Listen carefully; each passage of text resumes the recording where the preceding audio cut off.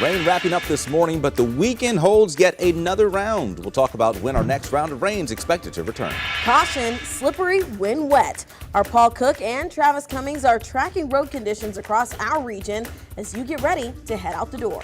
If you didn't hear the guy, our victim, screaming in enough pain, he would have him beat him harder. Arrest made in a disturbing Defiance investigation. The alleged abuse endured by a man in Defiance by 3 of his captors. Winter is a dangerous time for the homeless. The initiative St. Louis City is kicking off today, and how you or a loved one can get help. A big part of the history of this country. It's the most famous road in all of America. How preserving the history of Route 66 could help our region. Walking in a winter wonderland, the weekend holiday happenings near you.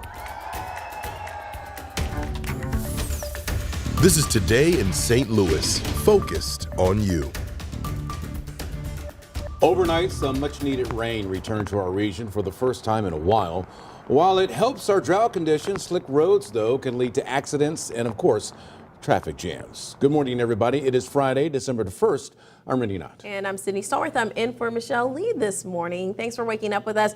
We are keeping a close eye on road conditions as you get ready to head out the door today. We have Travis Cummings live in our storm tracker. Of course, Paul Cook is keeping an eye out for delays across the bi-state, and our Weather First meteorologist, Anthony Slaughter, is watching the radar and analyzing our overnight precipitation. Let's start with you, Anthony. How the sky's looking now? Well, we are cloudy. We still do have mist and drizzle out the door this morning. So as we go through the day, we are going to have that mist and drizzle with us to start. And then this afternoon, we should dry out, but we'll be cloudy through the day. Area of low pressure responsible for the rain. It's moving away from us, but the steady rain is up in Chicago now, Springfield, Illinois, and back towards the Ohio River Valley. The little speckles of green you see on the map, that is mist and drizzle that's still coming down for us. So you will have to deal with that this morning. And we did have about an inch of rain that fell for a lot of us. Lesser amounts were up to about half an inch. So anywhere from an inch or half an inch to an inch of rain did fall, and now it has come to an end when it comes to measurable precipitation.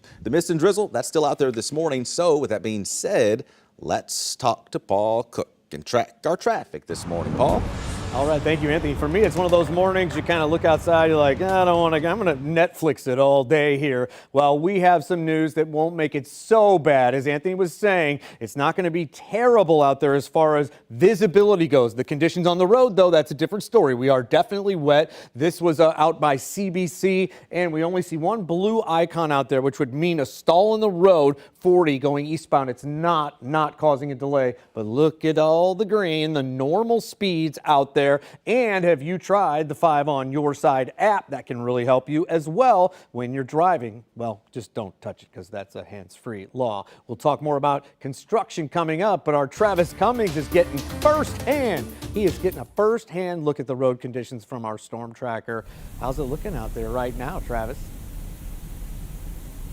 Hey Paul, good morning to you. Right now we are traveling westbound on 270, kind of approaching 44 here in Missouri this morning. The traffic is starting to pick up, so this is prime time as you get out the door for your commute this morning. So I kind of want to show you here what it's looking like on the roads this morning as we approach 44. The traffic is picking up. Now the rain has subdued. Anthony said that heavy rain is kind of doing what it was going to do. It is kind of out of the way, but we still see some like misty moments we're having here on the road. But the roads are still wet, so you're gonna still want to be careful and kind of give your neighbor some room in the front there as you are driving out.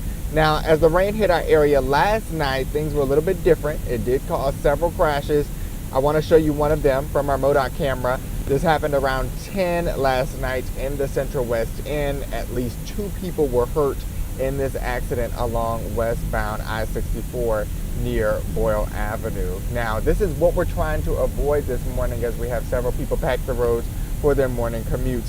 Back live here, we're expecting the rain to really start tapering off fully after 6 o'clock when we look at the radars. Now, keep in mind, you want to give yourself some extra time even with this light mist here, because you gotta keep in mind, you want to give people some room as you're moving through. So the roads are going to be slick still even after the rain, and it's cooler. It's cold right now and it's dark, so you just got to keep all of those elements in mind. Of course, follow us on air and online for all of your weather updates. Live from the Storm Tracker this morning, Travis Cummings, 5 on your side.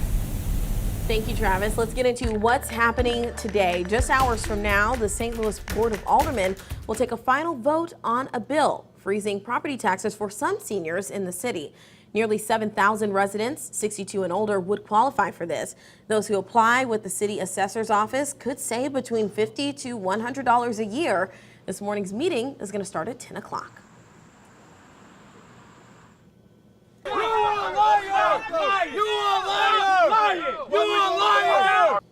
How should St. Louis City help its homeless population? It's a question that's caused controversy for months now. Today, the city of St. Louis will launch winter operations to support those without a home. It'll use federal resources to increase bed counts in shelters and fund volunteer outreach organizations. Now, if you need help, you should contact United Way at 211, or you can visit the city's website.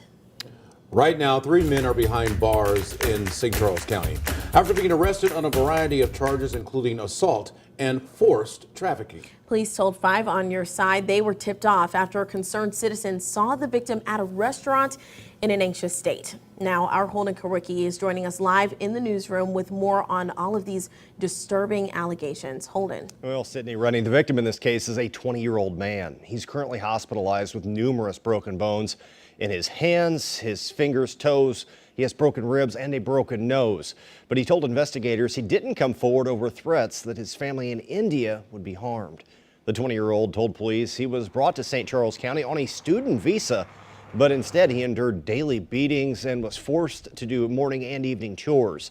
He was also forced to work online for an IT company owned by one of his alleged abusers and was only allowed to sleep for 3 hours a day on a concrete floor in an unfinished basement. These 3 men, Venkatesh Sataru, Nikhil Penmatsa, and Sraban Penmachu, face a variety of charges, including trafficking for purposes of slavery, forced labor, abuse, and kidnapping.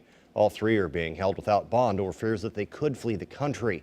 The investigation started on Wednesday at a home in Defiance on Highway D after a concerned citizen called to report possible abuse there.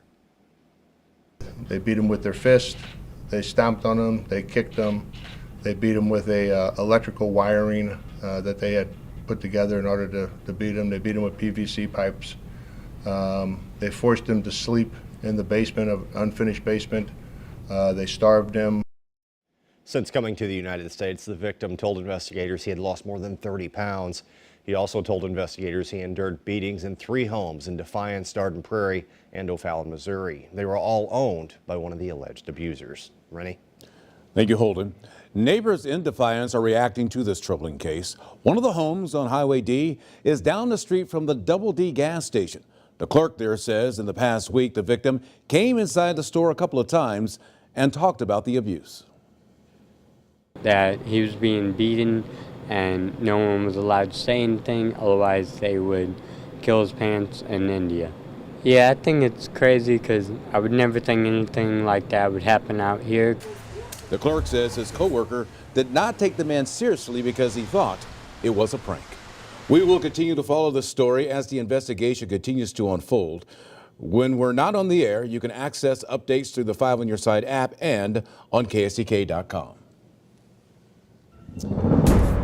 Let's take a pause from some of that tough news this morning and check our rainfall totals. You can see as far as the numbers go from Litchfield to the Missouri Botanical Garden, Wood River, Chester, Illinois, all over ½ inch. And then the highest amounts actually from Wildwood, just over 1 inch, Millstat, even Belleville, where you can see the Christmas decorations are all wet this morning. So the heavy, steady rain has come to an end. Most locations did receive about ½ inch, but those are your highest amounts I just showed you. We go through the day with cloudy skies, and then as we head into tomorrow, we'll have some sunshine, but here comes our next system. We will have more rain tomorrow night and another chance of rain actually for Sunday night. So the weekend during the day is dry and we'll have sun, but it's the overnight hours where you will have to deal with some rain showers, especially if you have outdoor plans. We'll talk about the first full week of December, the extended outlook coming up.